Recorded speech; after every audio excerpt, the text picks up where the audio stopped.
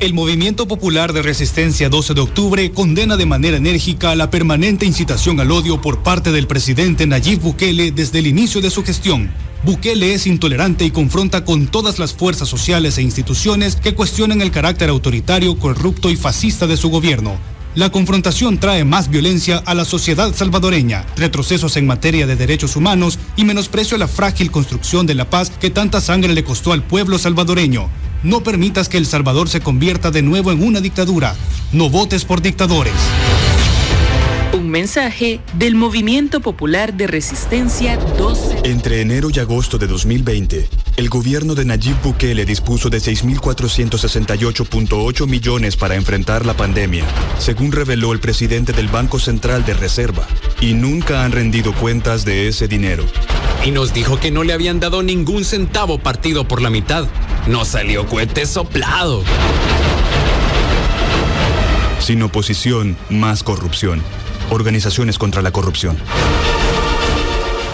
Bueno, el 2020 fue monstruoso, pero ¿Monstruoso? yo señalaría dos tipos de amenaza para El Salvador. Una es la amenaza mundial, en donde está la pandemia, que en mi opinión no le veo mucho que eso se haya generado de modo natural, sino que yo más bien me inclino a creer a algunos científicos y médicos que dicen que eso fue artificialmente creado, probablemente con la idea de disminuir drásticamente la población, porque los dueños del mundo consideran que esta población debe disminuirse drásticamente y por eso han introducido el virus.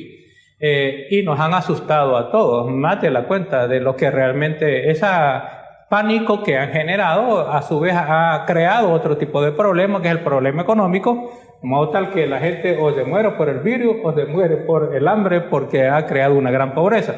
Pero eso es una cosa y general. Ahora, lo más monstruoso realmente para El Salvador es habernos dado cuenta y haber comprobado el tipo de presidente que tenemos. Es una especie de chacal que ha llegado, ha encontrado a esta víctima inocente que es El Salvador y que se la está mal comiendo y que no tiene realmente ninguna lástima ni ninguna visión. Pero muchos presidente. no piensan así, doctor. Sí, muchos no piensan así, correcto. Son los engañados del presidente, porque el presidente nadie se imaginó que se iba a apropiar de las finanzas del Estado, que iba a impedir que rendir cuentas, que iba a intimidar a la fiscalía para que no lo procesaran, que iba a impedir a la Corte de Cuentas hasta para que lo auditaran. Es decir, la monstruosidad de presidente que tenemos realmente es lo peor y es peor que el mismo coronavirus. Eso sí está grave. Es que eso es lo más grave para El Salvador.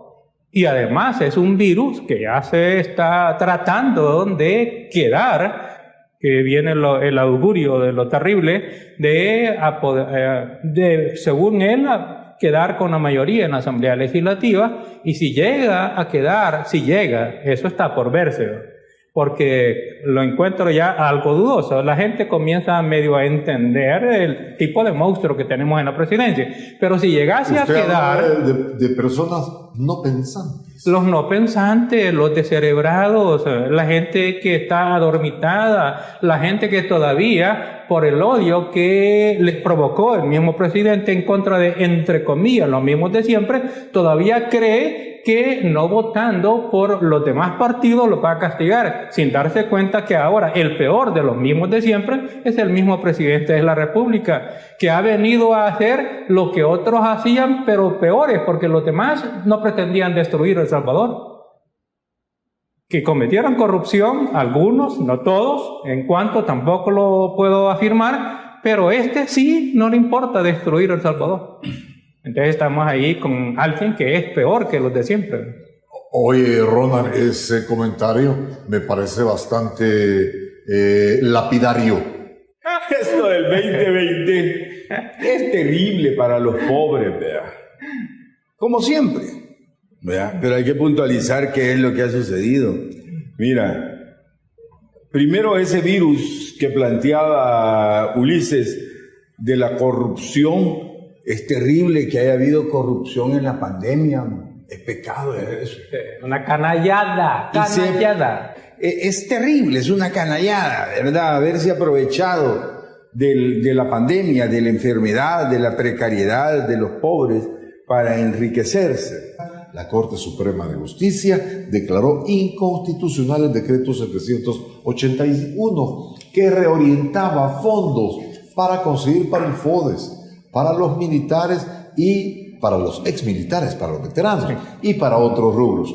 Cualquiera pensara que el presidente Bukele, al vetarlo, pues ganó una batalla. Bueno, eso es lo que se piensa. Vamos a ver qué dicen nuestros analistas, señores, cómo estuvo esto, cómo lo ven, por qué la Asamblea lo hace, sabiendo que, la Corte Suprema de Justicia, ¿por qué veta esto? Sabiendo que es lograr fondos para rubros que están desprotegidos como el FODES y los militares. Bueno, en mi opinión, que la Sala de lo Constitucional tiene el defecto de poder observar solamente la coyuntura específica de la contradicción entre el decreto 781 en relación con el 640 y la norma constitucional, particularmente el artículo 226. Porque en lo que dijo fue que había una violación a la planificación y al equilibrio del presupuesto y que a su vez también no se había tomado en cuenta la opinión del Ejecutivo y que el Ejecutivo tenía que, bien sea sugerir o ser escuchado en el caso de los presupuestos, tanto en la propuesta inicial y general como también en las propuestas de reforma. Sí. Hay que tomar en cuenta lo siguiente: la Asamblea Legislativa lo que hizo al reorientar los rubros del 640 en el 781 era incluir rubros que por Constitución y por ley debieron de haber sido satisfechos en el presupuesto del 2020 y que existían fondos en un cierto momento y después no, porque el presidente con su actuación material, por ejemplo, privó de fondos al FODES, para hablar de una de las cosas que ya están previstas en el presupuesto, estaban previstas en el presupuesto, allí estaba planificado. ¿Quién viola la planificación de la ejecución del presupuesto? ¿La Asamblea Legislativa o el Ejecutivo? Pues, la Asamblea, ¿no? No, el Ejecutivo, porque la planificación del 10% del FODES, no, la planificación del 10% del FODES, eso está en el presupuesto y está en una ley especial que tiene a su vez rango constitucional. Entonces, no entregar el FODES es una violación en la ejecución del presidente de la República, porque está violando la planificación del suministro de FODES. ¿Pero quién le dice algo a usted? No les ha pagado, hasta esta fecha no les ha pagado. Ese es el punto, y nadie dice nada. Ese es el punto, que por la matonería tan grande que tenemos. La matonería del presidente, es que ese es el punto. El presidente no respeta la Constitución, el presupuesto, las leyes, le dice que lo que debe de hacer está planificado de ese modo legislativamente, de modo tal que al no dar, pues entonces quien violó la planificación no fue la Asamblea Legislativa, fue el presidente de la República. ¿Y por qué lo hace el presidente de la República? Con el argumento de que no hay fondo. Es que no puede no haber fondo, porque no es una cantidad determinada la que establece el presupuesto, sino que un porcentaje, lo cual significa que si ingresan de los ingresos corrientes del Estado $100, pues $10 es para las alcaldías. Si ingresan 1,000, pues son 100 y así sucesivamente. Es decir, imposible que no haya fondos. Ahora, que se lo gaste para otra cosa, eso es aparte, pero ya es una arbitrariedad e ilegalidad y hasta delictivo que el presidente lo haga. ¿En base a qué lo hace? Bueno, como es un matón que se está escudando con la policía y con la Fuerza Armada, lo está haciendo. Pero entonces yo lo que quiero señalar que la violación al principio de planificación en la ejecución del presupuesto la cometió el presidente de la República. Y por principio, si él da lugar a la violación de la planificación, pues entonces no puede aprovecharse de ese vicio, porque dio lugar precisamente a obligar a que la Asamblea Legislativa tratara de corregir el vicio que había provocado el mismo presidente. Pero cuesta creer que un presidente cometa esos vicios y los asesores, pues. Con otro presidente y en otras partes yo lo creería casi imposible o muy difícil. ¿Y los asesores? Con este presidente, bueno, al contrario, con este presidente hay que creer que esas cosas las hacen mañosamente, con la intención de que los alcaldes no tengan disponibilidad de fondos prácticamente desde mediados del año 2020 ¿Y por qué no van a tener esos fondos? ¿Cuál es el objetivo de negarles? Bueno, ¿por qué no quiere que tengan disponibilidad de fondos? Los alcaldes. Sí, precisamente porque estamos ya en campaña y entonces no quieren que los alcaldes se luzcan con las obras, con los beneficios que por ley tienen derecho a hacerlo. Y es más, si el propósito precisamente del FODE, y lo dice el mismo nombre, es un fondo de desarrollo económico y social, es decir, quienes pueden llegar a las comunidades, a los municipios, a los lugares más perdidos y quienes los conocen mejor son los alcaldes. Por tanto, ese dinero no debe de ser centralizado desde el Ejecutivo, sino que esparcido, distribuido, para que sean los alcaldes los que lo ejecuten. Y entonces lo hace mañosamente el presidente y después provoca el problema del impago del PODES a las alcaldías, las necesidades a las comunidades, y después se aprovecha precisamente cuando la Asamblea Legislativa pretende la rectificación del PODES con la reasignación de fondos. Ronald, ¿cómo está eso? Tú que estuviste ahí adentro, esto no lo había visto, no se había visto antes. Como que el presidente manda, según el doctor Ulises Guzmán, algo viciado. Bueno, y los asesores que no tienen asesores. Tú. Fíjate que estuve leyendo la resolución, me encontré. Bueno, la sala dice que el fondo está bien y que la forma está mala, y por la forma entonces ellos... La forma en que la estructuraron la denuncia. Sí, pero el fondo de la denuncia no es inconstitucional. Entonces lo declaran inconstitucional por la forma. Pero ahí hay un magistrado de apellido Cader. Aldo Cader. Él no votó. Eso lo razona él aparte, ¿verdad? No sé cómo se llamará ahí, yo no soy abogado, gracias a Dios, tengo a mi amigo aquí que... Voto razonado. Voto razonado. Pero mal llamado, porque todo deberá ser razonado. Todo más bien es un voto disidente razonado. Así es, disidente me gusta más. Mira, él dice de que la Sala de lo Constitucional ni siquiera debió haber admitido la demanda. 1. 2. Que si la admitió, pues debió haberla declarado desestimado, ¿verdad?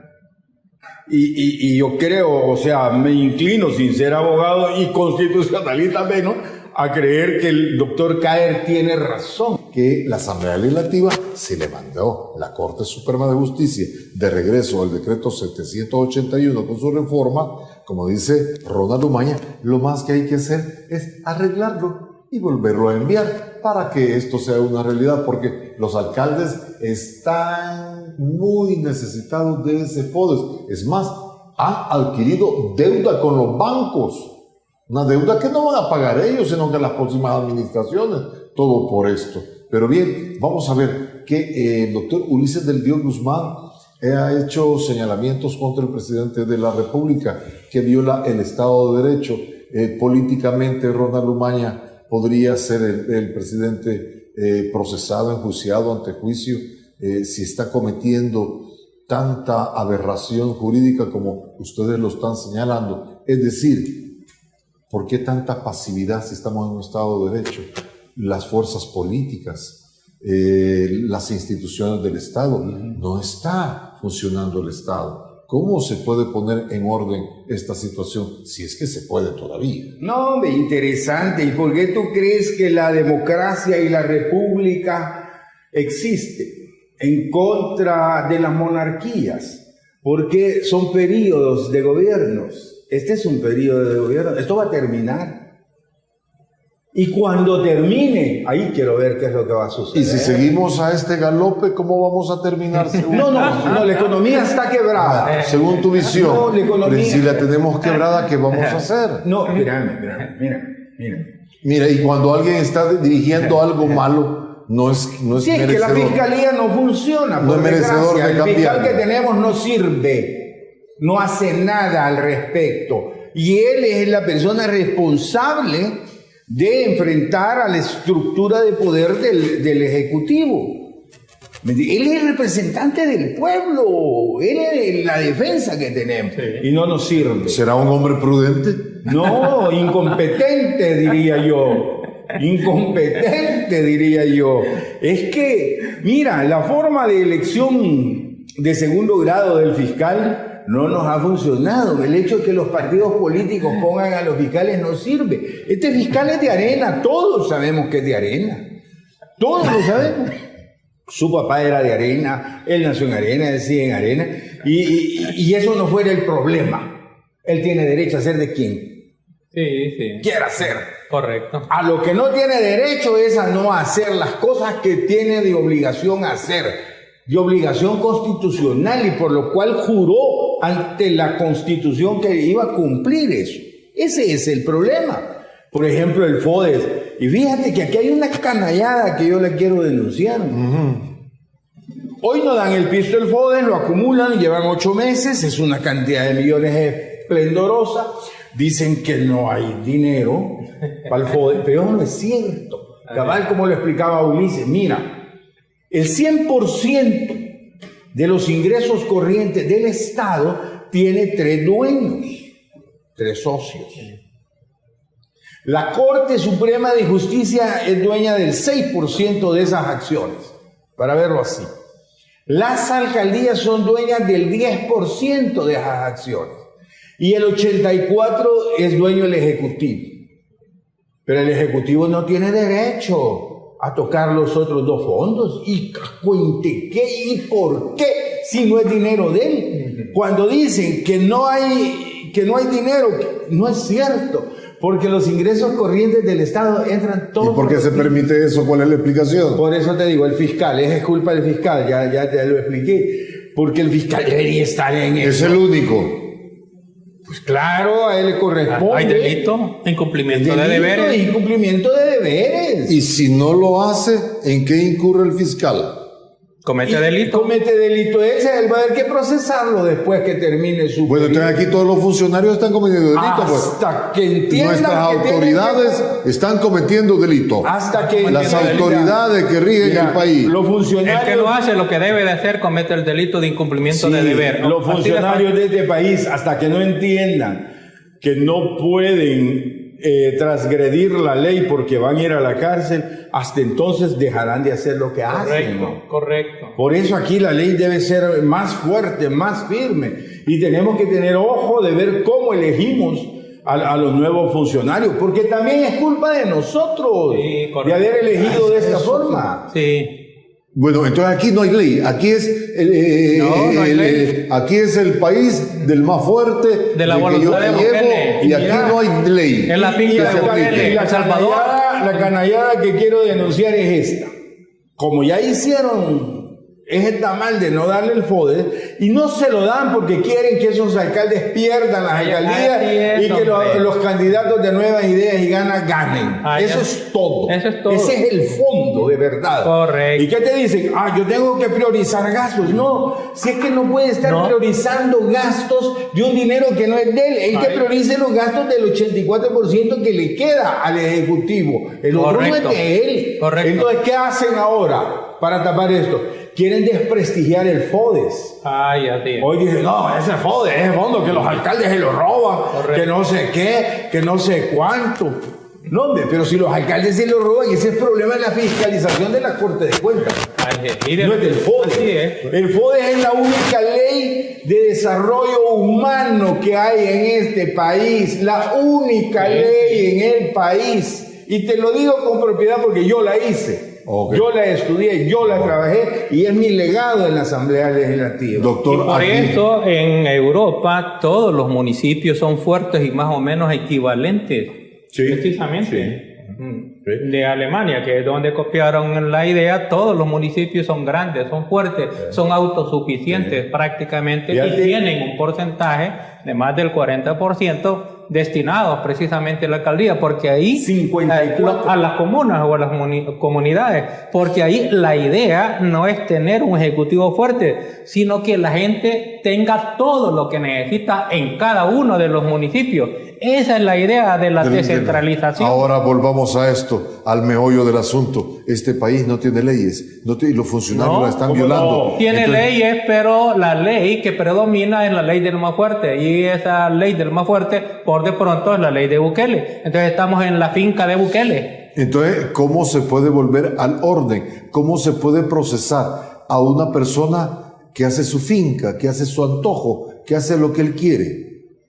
Necesitamos exigirle a la gente que tiene en sus manos la posibilidad, y quiénes son los que tienen en sus manos la posibilidad de, a partir de la institucionalidad republicana, porque no perdamos de vista que la institucionalidad que puede funcionar y controlar la tendencia a la concentración de poder es la institucionalidad republicana. Lo que nosotros vivimos en este momento, esto nació precisamente en Europa, en parte en Inglaterra, después en Estados Unidos, que fue el primer país liberal concebido y diseñado institucionalmente de este modo, y después los países europeos, hasta que llegado aquí de sobra. Pero toda la institucionalidad que nosotros vemos, el poder que tiene la Asamblea Legislativa para frenar, controlar, si no le hacen caso, el Ejecutivo no le hace caso a la Asamblea, eso es lo que digo. El Ejecutivo no le hace caso a la Corte, pero es lo que y entonces tiene que hacerse. No, es que es lo que tiene que hacerse. Entonces? La Sala de lo Constitucional, que debe de entender que no está con un presidente normal, es un desquiciado.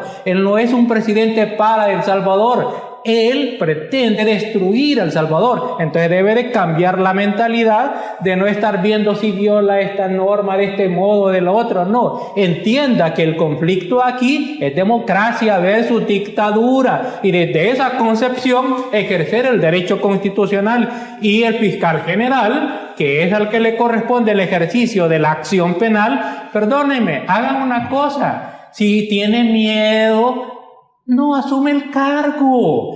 Si ahora ya lo asumió y se enfrentó con que le tiene miedo de que Bukele lo vaya a perseguir, que lo vaya a condenar, que lo vaya a matar, entonces no corra riesgo, apártese, para que la Asamblea ponga a alguien que defienda la legalidad, la constitucionalidad, las libertades, los derechos de la gente, aunque lo maten. Más vale a alguien que, aunque lo maten, defienda las libertades y derechos de la gente, que salir de cobarde y entregar las libertades y derechos de la gente. Perdón, una cosa seria, ¿va? Que no estamos jugando. No es solo que voy a llegar al cargo a pasarla. No, ejerce el cargo, y si no, apártese del cargo. Así de simple.